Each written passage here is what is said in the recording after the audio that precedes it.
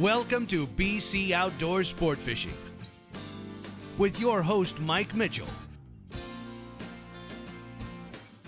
BC Outdoor Sport Fishing is brought to you by your Toyota BC dealers, Rapala, Kingfisher, Yamaha, and the Pacific Salmon Foundation.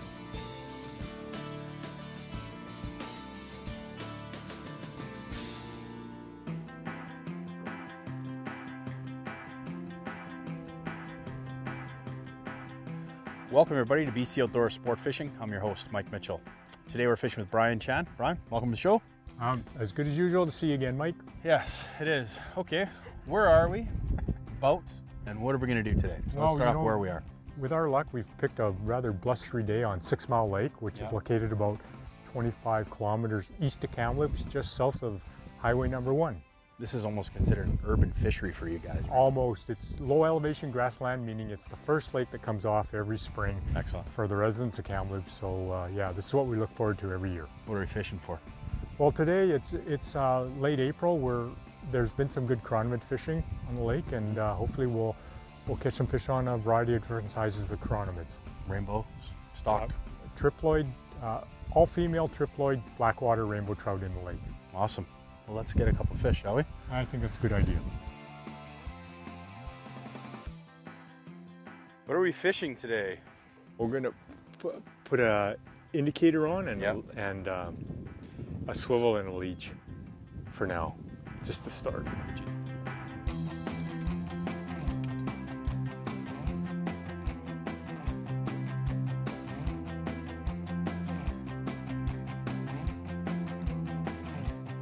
That a good one? Yeah, it's heavy fish. We're gonna check this one to see what he is. Get the landing net ready. Yeah. Well, that is a beautiful fish, Brian. It's a beautiful triploid. So what we've done here is we noticed that micro leeches weren't working so far yet. Yeah. So we switched up. We're just trying to find what's going on with the fish. So you put on your good old standby. Oh, Brian, that's a gorgeous looking fish. That's huge. That's a nice fish. Great. So again, we're switching things up. So Brian right now is just throwing in a tractor pattern out there, a booby, and we're trying to see what these fish are basically feeding on. The swallows are out working. They're looking for chironomids. It's spring. Yeah. Perfect water temperatures for chironomids. It's just, we had a bit of a cold front come through yesterday with rain, and they're not ready yet. But so we got to try leeches, stripping things fast through the water. Yeah, there you go. That was what, 3 casts in, and you hooked one up there. So we're just gonna have a quick look at this guy. First fish of the day. Turn him upside down. Squeeze the water out of the pump. Slide it in. Back it out. Got something in there. I'll have a quick look at this guy. This is a this is a triploid blackwater AF3N. It's an all-female triploid fish. So definitely I could see it's probably got zooplankton in him. Ah, see? There's some chironomids in there. Yeah. Look at that. All right, that's a good sign. That's a very good sign. So it's early in the morning, but I knew they'd be on zooplankton because there's nothing else hatching yet, but there's 3, 4, 5, there's about a dozen live chironomids in there, small green ones. Yep. And little, which would be about a 16, and then there's some chromies, gunmetal gray, that are about almost a 12. Okay. So I think it's gonna happen. Yeah, right on. Good sign. Yeah, I'm gonna throw out a chironomid then, and we'll see if I can hook some up on a chironomid here.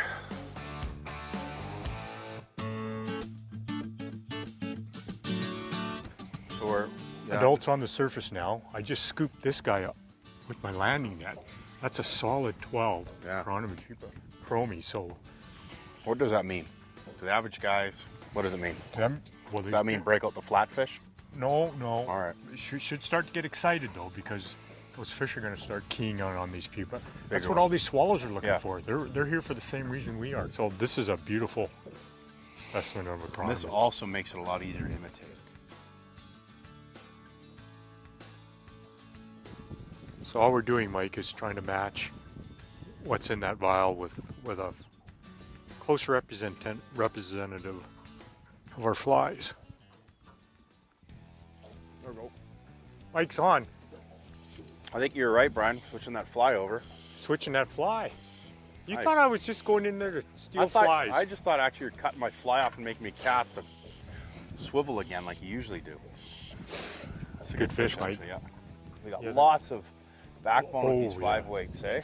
Good job. Yeah, excellent. But look at the That bend in fly, those rods. that fly put on, Yeah. you cannot get any No, closer. it's a good fish. Oh, here it comes up. Oh yeah. Nice, thank you, sir. Way to go, Mike. Nice job. Beautiful. Great, but we get a little excited now because birds are working it, the condiments are coming off. I'm awake. Yeah, we're gonna catch No. fish now. There's another one hatching right yeah. out the tip of the I'm net just here. gonna do a quick pump on Sure. it just to verify. This will just verify exactly what we're using too, right? Oh, Yeah, that's right.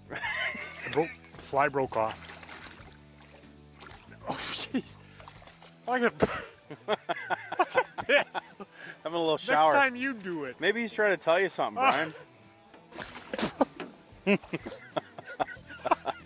It's soaked. Oh yeah, we got condiments. All right, there's your shower fish, Mike. Did you get my fly back? Yeah. Look at that. They're beautiful rainbow. Beautiful. Thanks for getting your hands wet, net boy. Yeah. Look at. Better you than me. Yeah. I just stood back. I'm not allowed to get wet.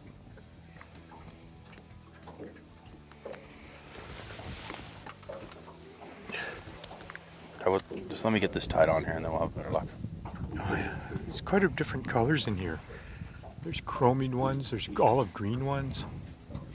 There's a mayfly nymph and a shrimp, and a little green bloodworm.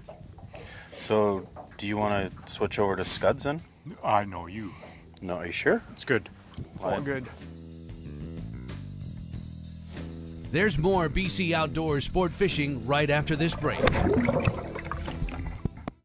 Closed captioning is provided by Ace Line Hauler, the only prawn trap puller built West Coast tough.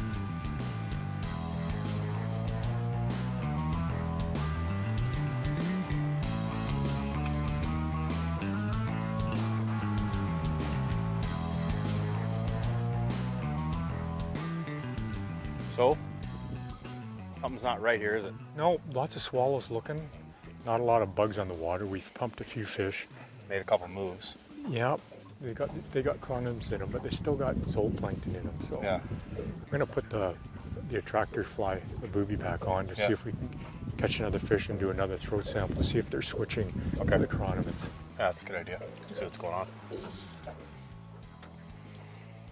I'll leave my cronmet out there just in case they decide they want to come back.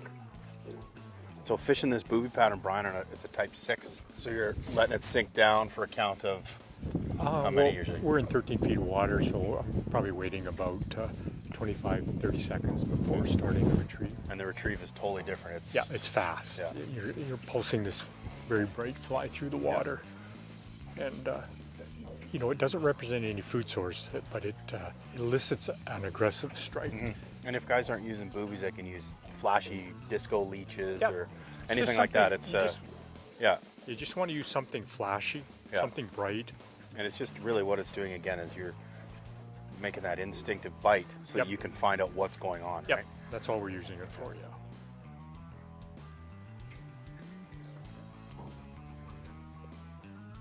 Oh, all right. That's a good fish. Yeah. Oh, it's coming up. It's coming up. It's coming up. Coming up. Oh, it's like a sturgeon almost. You can feel this when the sturgeon come up. So again, you're just trying to find out what's going on here right now. Yeah, this is a heavy fish. And we were actually just about to switch and move out a bit more because you're they're got just your buddies not, out here. They're just not quite on feeding big time on the condiments yet. It could be the weather. Yeah. Who knows? So this feels like a good one. Yeah. That's a nice fish. Oh yeah. This could be one of those big brutes we're talking about. Well, it's more than a couple pounds, I think. Just let me know when you're ready, this guy.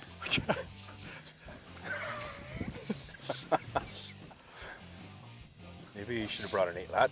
That's a tank. That is a big It's fish. a good fish for 6 miles. This Great is a fish. great little fish. Yeah. And they're hot. Water temperatures are still cool. The Like, I'm serious. I'm using 8.5. Yeah, that's an expensive. Oh, tip it that's here. an expensive rod you're using there too. So don't lose it. I can see him down there. He's not a small fish. Oh wow. Great fish, Brian. That fish's got some weight to it. Yeah, he's healthy and strong too. Great fight. All right, let go. You got it? I mean, it's this is pushing 3 pounds. Great fish. Wow. Beautiful fish. Oh. Keep trying. Yep. Learning with the pros. Brought to you by your Toyota BC dealers. A lot of the fishing we did today with chironomids was in water between 14 and 17 feet in depth. That means we were fishing with a leader at least 13 to 16 feet under our indicator. Casting long leaders can be really challenging, particularly if you're just learning how to fly fish. To make it easier and to avoid those really nasty tangles, open up your casting loop so that the fly line and the fly and your swivel and indicator are never going to collide midair and cause a really bad bird's nest. So by open loops, I just mean open the rod up between almost 3 o'clock and 9 o'clock and then just roll the line out so that you've got a big wide casting loop. The fly line hits the water, rolls out, indicator hits the water, swivel hits, and the fly hits. What you don't want to do is cast really narrow loops like you're trying to cast long distance. We want to be casting 35 to 50 feet out because beyond that it's going to be really challenging to see your indicator. So again, nice, open, slow casting stroke, wide loops, roll it out. It'll make for tangle-free fishing. For more tips, visit our website, bcoutdoorsmagazine.com. All right, I got a little jealous here because you were catching all the fish on the tractor patterns. So I switched over to one of the booby patterns here. And I'm going to 6-weight chironomids. I'm just keep switching. Yeah, we're just seeing what's going on. It's good fish you got Yeah, there. it is a very good fish. This 6 weights. I always, when I'm casting these type 6 lines for boobies, I always like to go up rods. Usually using a 5-weight. This is a shorter 9-foot 6 weight. It's got a little more jam, but it casts a lot better, eh? There's a lot of power in the butt section of that rod, and that's what you want when you're fishing. This guy's a good fish. Fast sinking lines. This guy's a good fish. I'll net it for you. Thanks. This is an IR3, so we went away from the LX ones to an IR. So it's got the little click pawl on it. Pawl. It's a great reel. I love the sound of that. Yeah. It reminds me of when I first started fishing way back when. He's a great fish. There we go. Beautiful fish. Yeah, that's actually a lot bigger than I thought it was. I'll get the hook out. Yeah, I'm just gonna give you a little bit of. All right, I'll get my hands wet. You want to do it? I just figured I got it. I got wet enough yesterday, but she's actually a lot bigger than I thought it was. He's a good fish. Just get my hands wet.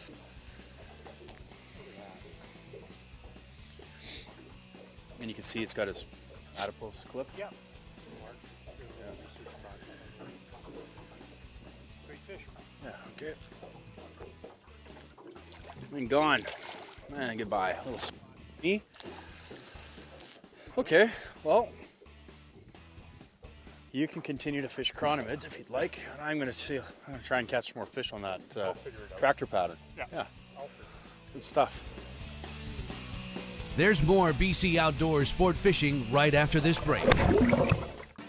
Let's get back on the water with BC Outdoor Sport Fishing.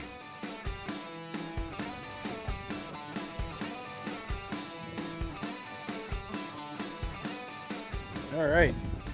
Oh, you took it just under the just about the fly was out of the water. You were just about to cast. I'm just gonna get rid of him. Hey, so I noticed, I couldn't help notice when we drove in here that there's no facilities. So if somebody wants to come up here and fish, but they want to spend a couple days, there's no camping, I believe, at this lake, right? Well, this lake is day use only. Okay. But just 10 minutes away is Steelhead Provincial Park. Okay. At Savinaw. Yeah. Then up the road 20 minutes is Tonka Lake Provincial Park. Okay. And then if you're staying in Kamloops, you can stay at the Kamloops RV Park or the Knutsford Kamloops RV Park and Campground. Yeah. And there's also the municipal campground in Logan Lake. So there's lots of places to day trip to here. Yeah. And there's lots of other lakes in the area that you can camp at that are also stocked. And you know, we encourage visitors to visit the campingrvbc.com website.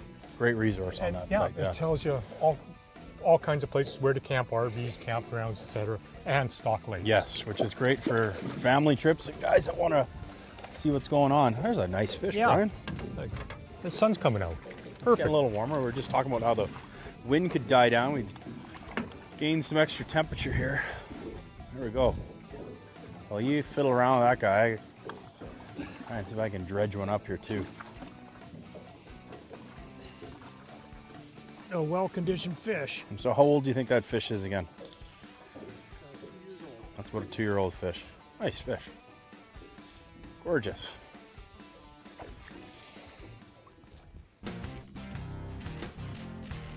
And now, here are all the secrets of our tackle and gear. Hello folks, we're going to talk to you a little bit about the gear that we've been using on today's episode.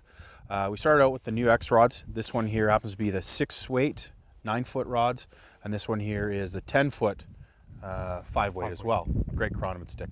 The reels we paired them up with today are Islander reels. This one happens to be the IR3, and this one is the LX 3.2.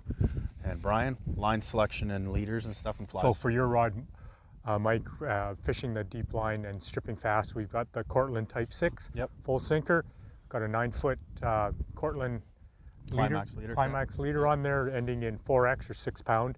And then we're fishing those either boobies or egg-sucking leeches or fast stripped woolly buggers, things like that. And on this line, we've got the Cortland floating Dynatip line, weight forward 5. We've got a 15-foot leader on here, ending in 4X, and then we added more leader material onto that fluorocarbon to get to our swivel. And then 24 to 30 inches below the swivel, we've got some more fluorocarbon in 4X, tying on our chronomid pupa with a non-slip loop knot. Great. Well, let's put these rods down here, and then we'll show you the fly box, which is right over here. So I'll pop open the... There's probably not many left in there. No, I noticed you were doing some shopping while we were earlier.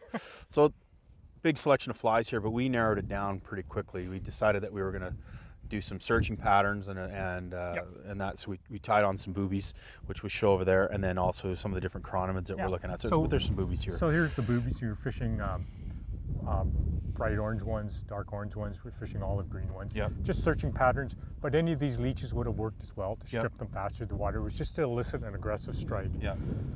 And then we started to see some chronomids when we did the throat pumps of those fish. And so we started with a different small pupa because that's what we saw first. And then gradually we got into the bigger patterns, the gunmetal gray ones with red or black rib. But what we thought, by just judging by all the swallows on the lake, that we thought we were going to have a great chronomid day, because it has been good here the last week.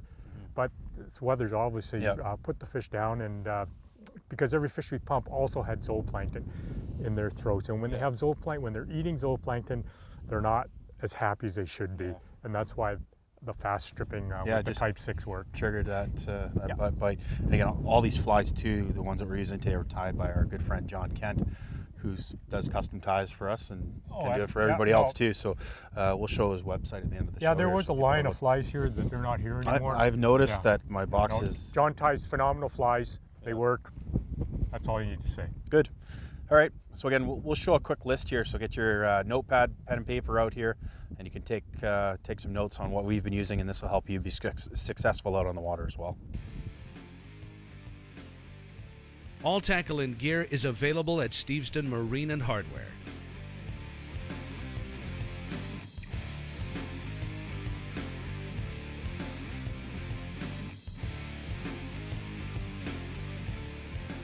Doubleheader! Excellent.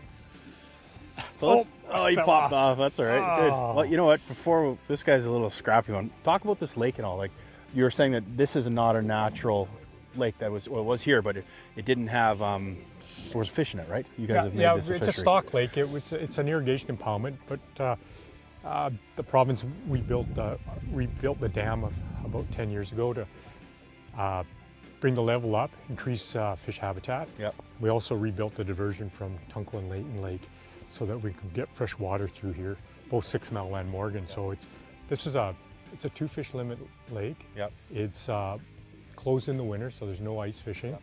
no winter fishing. And it's the first lake to come ice free every spring. So up near Kamloops. Yeah, up near Kamloops. So this is where everybody comes to. Yeah. And you can see the get warmed up and hone their skills for the Stillwater season. That's right. I mean, knock the dust off. That's so right. Where did the funding come from on this lake? So where was the money come from to do that? To do all the all the work. So all that money that for the new dam and the new diversion and that, it all came from the Habitat Conservation Trust Foundation, and that's the surcharge that part of our license fees is attributed to. So this is first-hand testament on what some of our license fees goes it's to. User pay. That's great, though. It's anglers paying for enhancement work on their fisheries. And that's the way it should be. Yep. You know, absolutely. that's excellent. Good. That's nice That's fish, beautiful. Mike. Yeah, good fish. Yeah. And again, this is on one of the attractor patterns on booby. Not a big fish at all, but we've had some bigger ones today, that's for sure. But they sure take these attractor patterns very aggressively. You're right. Yeah. That little fish, popped real good here too. Yeah, and they're well, you can see the condition factor on these. Yeah. This gorgeous, healthy. I'll clear the fly out of the way. Take a look at that guy. Just have a quick little show to him. Just bar crow. Perfect though. Yeah. Little fish. Beautiful spots on him, then he's gone. Awesome. Well, like I said, thank you again, sir. It's been great. And we want to thank you as well, folks, for joining us today on BC Outdoor Sport Fishing TV.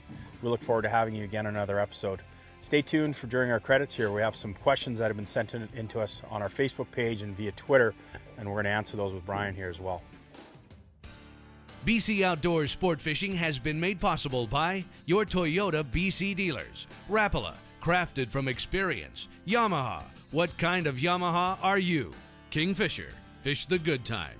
The Pacific Salmon Foundation, bringing them back stream by stream. Along with... So our first question on our Facebook page here, Brian, is from Mark Hilson.